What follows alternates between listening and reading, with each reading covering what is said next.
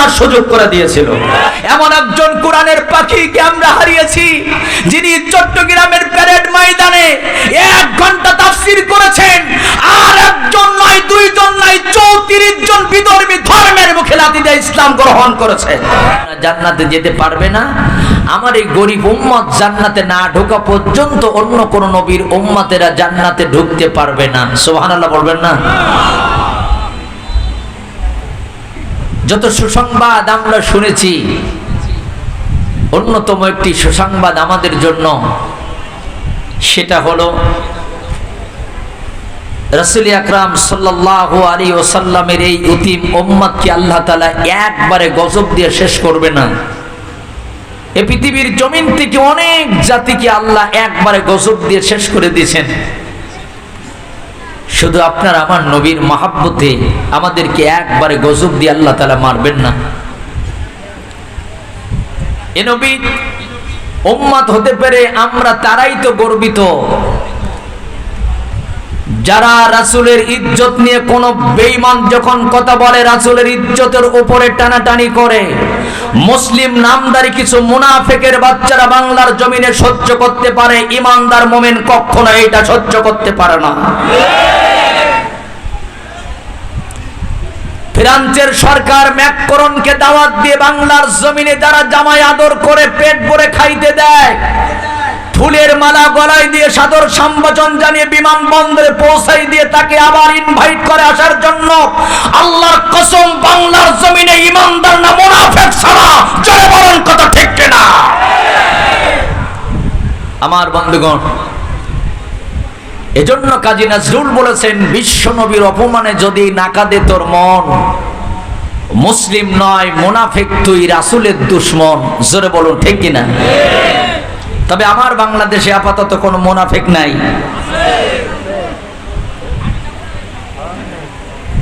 সে নবীর উপরে আমরা আর একবার প্রাণ ভরে দুরূদ পড়ব। সকলে বলুন জনাবে মুহাম্মদুর রাসূলুল্লাহ সাল্লাল্লাহু আলাইহি ওয়াসাল্লাম।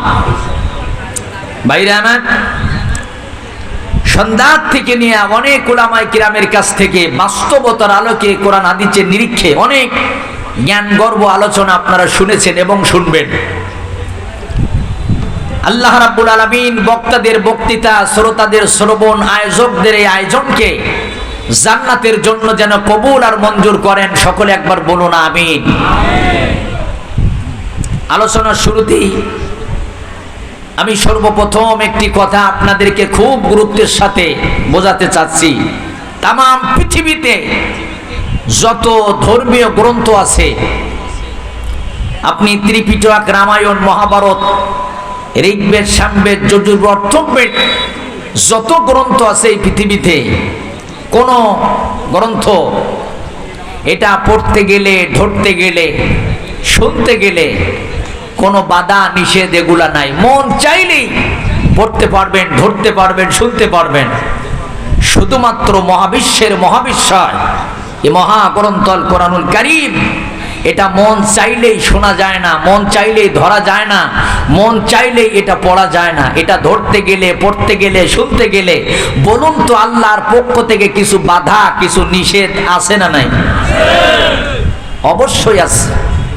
আমার বাংলাদেশে চায়ের টেবিলে দেখবেন মুরব্বীরা একটি আলোচনা করে থাকে যে এত মাহফিল দেওয়ার কি দরকার, মাহফিলে কোনো লাভ হয় না, হেদায়েত হয় না, মাহফিল শুনে কি লাভ হয়?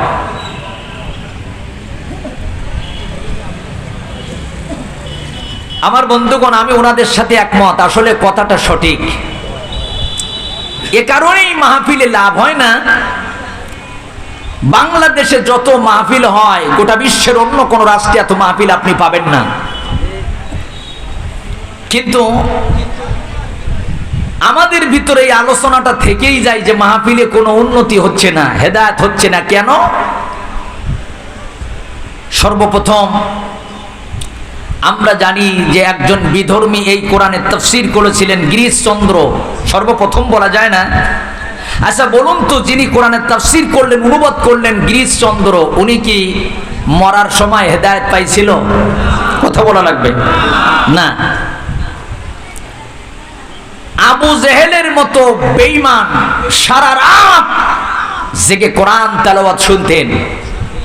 আমরা 2 ঘন্টা কোরআন শুনতে গেলে বুট ভাজা বাদাম ভাজা লাগে, মাঝে মাঝে গোপাল বিড়িও লাগে, কিন্তু আবু জেহেলের কিছু লাগতো না, সারা রাত দাঁড়িয়ে কোরআন শুনতো। সকালবেলা আকনাস গুতো দিয়া কয় বাড়ি যাবেন না, সূর্য উঠে গেছে। আবু জেহেল বলতো আচ্ছা কোরআন এত ভালো কেন, যত শুনি তত মজা লাগে। কখন যে রাত শেষ হলো আমি আবু জেহেল টেরই পাই নাই। সুবহানাল্লাহ বলবেন না?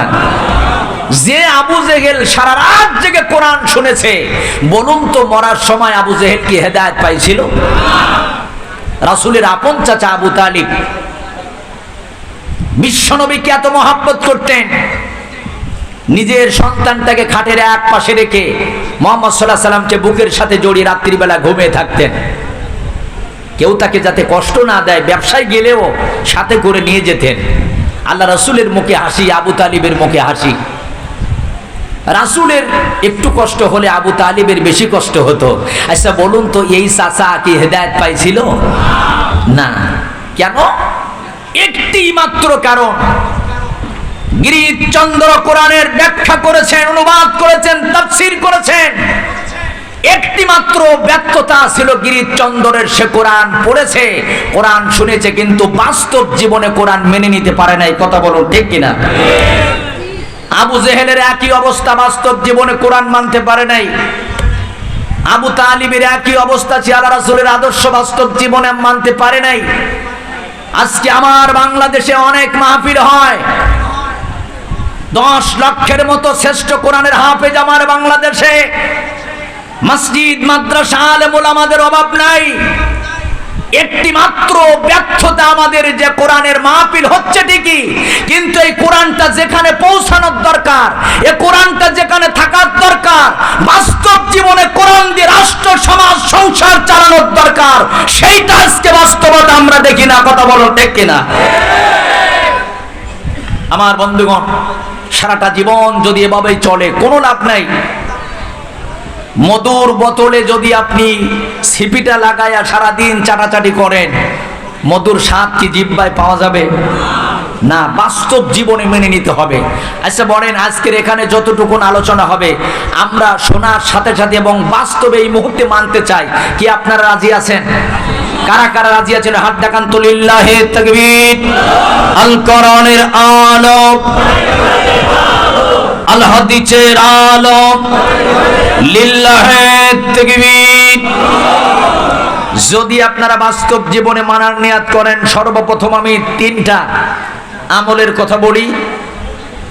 কারা কারা মানবেন আজকে বাস্তবে এখানে দেখা যাবে, তারপরে মূল আলোচনা।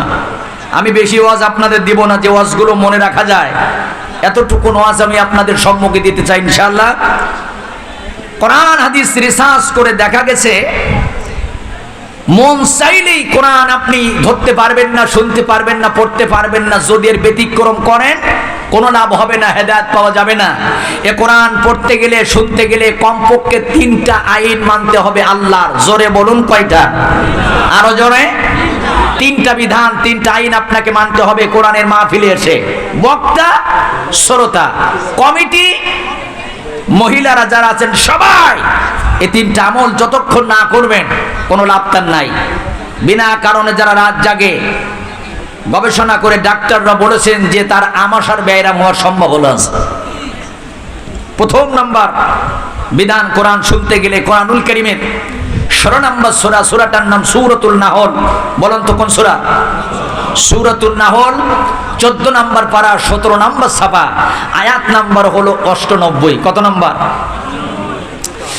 আল্লাহ রাব্বুল আলামিন বললেন, فَإِذَا قَرَأْتَ الْقُرْآنَ فَاسْتَعِذْ بِاللَّهِ مِنَ الشَّيْطَانِ الرَّجِيمِ।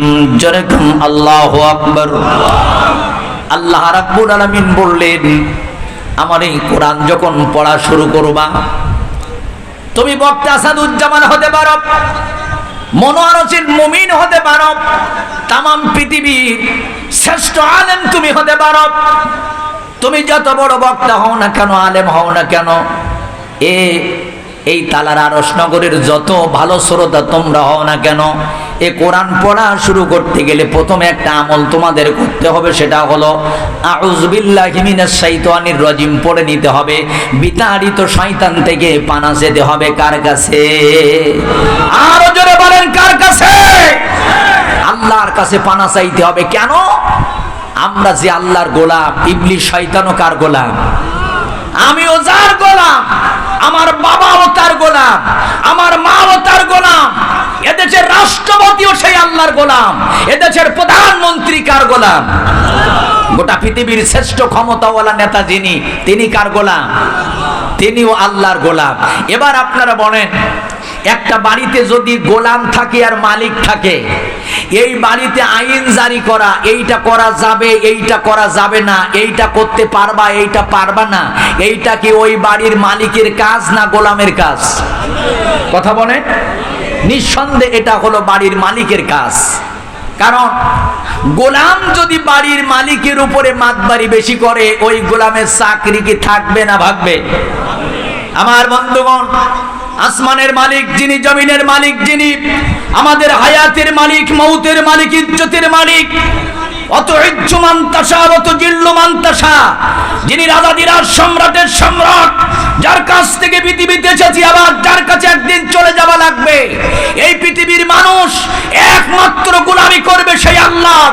আল্লাহর আইনের পরে যারা নতুন করে আইন তৈরি করবে, আল্লাহর কোরআনের উপরে আইন তৈরি করে যারা মাতবাড়ি করবে, এ দেশটা চলবে, তবে অশান্তির আগুনে দাও দাও করে জ্বলবে। জোরে বলুন, কথা ঠিক কিনা?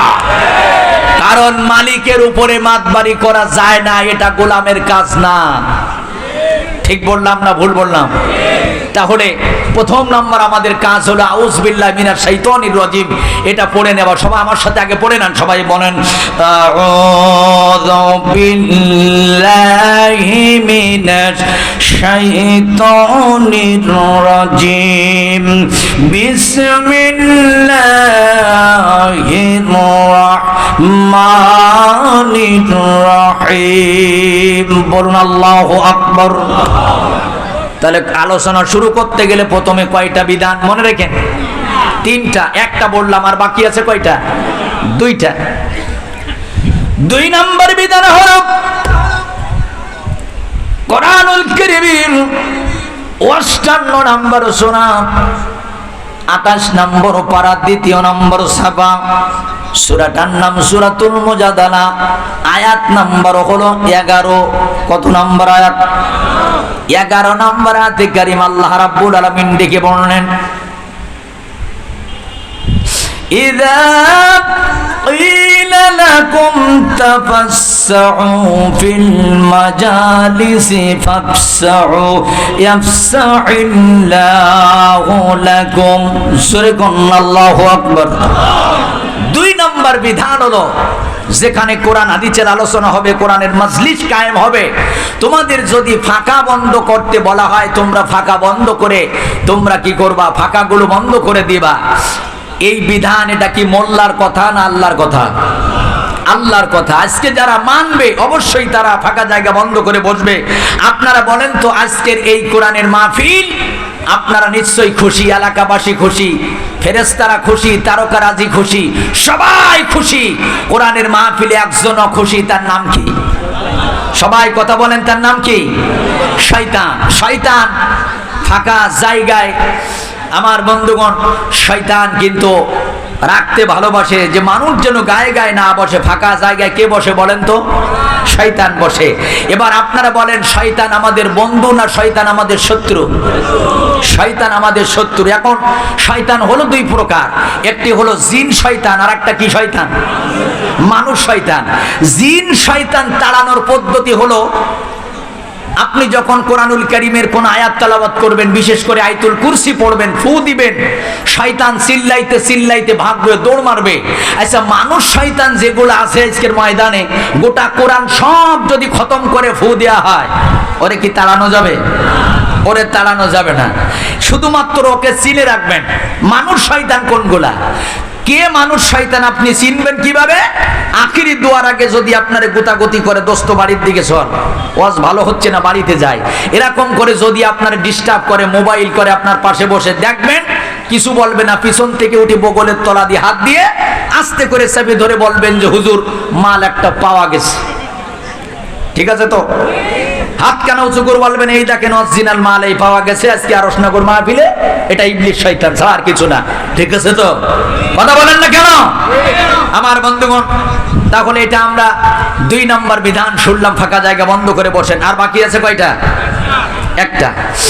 3 নম্বর বিধান হলো কোরআনুল কারীমের 7 নম্বর সূরা, সূরাটার নাম হলো সূরাতুল আরাফ, আয়াত নম্বর হলো 204। জোরে বলেন কত নম্বর? 9 নম্বর পারার 15 নম্বর সাফা। আল্লাহ রাব্বুল আলামিন দেখি বললেন ওয়া ইযা কুরিয়াল কুরআনু ফাসতামিউ লাহু ওয়া আনসিতু। জোরে কোন আল্লাহু আকবার। 2 নম্বর বিধান হলো তোমরা কি করবা? চুপচাপ বসে থাকবা। চুপচাপ বসে থাকতে গেলে মোবাইল টিপাটিপির কোনো সুযোগ নাই, গল্প করার সুযোগ নাই। আরেকটা হলো ধ্যানের সাথে আলোচনা শুনবা। কিসের সাথে? কথা বলেন। ধ্যানের সাথে। ধ্যান কিভাবে বলবেন? এই যে বর্তমানে ছোট ছোট ছেলেরা 10-12 বছর ছেলেরা দেখবেন মোবাইল হাতে নিয়ে কি যেন খেলে, আর শুধু কায় মার মার মার মার মার মার মার মার, কি বলে এটারে? পাবজি অথবা ফ্রি ফায়ার। কোনো কাজ নাই কাম নাই, ব্রিজের পরে বসে, রেল লাইনের পরে বসে শুধু মার মার মার মার মার। এই যে কিছুদিন আগে পত্রিকায় দেখলাম ঢাকা নারায়ণগঞ্জে রেল লাইনের পরে 2 মায়ের সন্তান বসে ঠিক ওইভাবে মার মার মার মার করতেছে। কি ধ্যানে ওরা আছে? ওরা কি দুনিয়ার জগতে না রুহু জগতে ওরা নিজেরাই জানে না। ট্রেন এসে রীতিমতো হুইসেল দিয়া ওদেরকে যখন সরাইতে পারে নাই, চলে গেছে, দুজনের 4 খণ্ড হয়ে গেছে। কয় খণ্ড? 4 খণ্ড। এলাকার লোকজন এসে দেখলো যে কিভাবে ওরা ওখানে ফ্রি ফায়ার পাবজি খেলতেছে, যে দুনিয়ার কোনো হুশ ওদের নাই। একে বলা হয় ধ্যান। ওকে কি বলা হয়? ধ্যান বলা হয়। আমি ধ্যানের উদাহরণটা আপনাদের দিয়ে বুঝালাম, একে ধ্যান মনে করবেন। ঠিক এইভাবে করে বসে থাকুন। এবার আসুন তাফসির মাহফিল যেহেতু, আচ্ছা বলেন তো কি মাহফিল আজকের? এটা তাফসির মাহফিল। তবে তাফসির মাহফিল এই শব্দটা দেখলে আমি আসাদুজ্জামান আমার নিজেরে কেমন খুব বেশি মানে আমি মেনে নিতে পারি না। কেন? এই বাংলার জমিন ইসালে সব মাহফিল আমরা শুনতাম, ওয়াজ মাহফিল বুঝতাম, সিরাত মাহফিল আমরা বুঝতাম, হালকা পাতলা জিকিরের মাহফিল বুঝতাম। আল্লাহর কসম এই বাংলার জমিনে তাফসীর মাহফিল কোন মায়ের সন্তান বুঝতো না, জানতো না। হঠাৎ করে এক কিংবদন্তি আল্লামা বিশ্ববরেণ্য কোরআনের পাখি পিরিজপুরের জমিনে জন্মগ্রহণ করে এই বাংলার মানুষকে তাফসীর শোনার সুযোগ করে দিয়েছিল।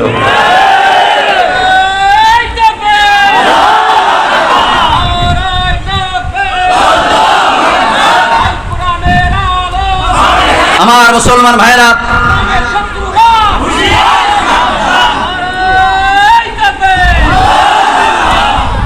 আমার বাংলার জমিনে এমন আলেম আছেন যারা 50 বছর তাফসীর করতেছেন ময়দানে। জানি না তাদের তাফসীর শুনে কতজন ইসলাম ধর্ম গ্রহণ করেছেন। আমার বাংলাদেশে আমি আসাদুজ্জামান 17টা বছর ওয়াজ করতেছি। আমার সৌভাগ্যে এগুলা জোটে না। আমার পরের বক্তা যিনি আলোচনা করবেন জানি না তার ভাগ্যে জুটেছে কিনা। এমন একজন তাফসীর কারককে আমরা হারিয়েছি, এমন একজন কোরআনের পাখিকে আমরা হারিয়েছি, যিনি চট্টগ্রামের প্যারেড ময়দানে 1 ঘন্টা তাফসীর করেছেন। আর একজন নয়, 2 জন নয়, 34 জন বিধর্মী ধর্মের মুখে লাথি দিয়ে ইসলাম গ্রহণ করেছেন। সেই তাফসীর কারক আজকে আপনারা আমাকে বানিয়েছেন। জানি না কতটুকু হক আমি আদায় করতে পারবো। আল্লাহ ওই কোরআনের পাখির পরিবার যারা চলে গেছেন সকলকে যেন আল্লাহ রাব্বুল আলামিন জান্নাতুল ফিরদাউস নসিব করুন। সকলে বলুন আমিন। আপনাদের কষ্ট হবে যদি 1 ঘন্টা আলোচনা করি? আপনারা কি থাকবেন না ভাগবেন?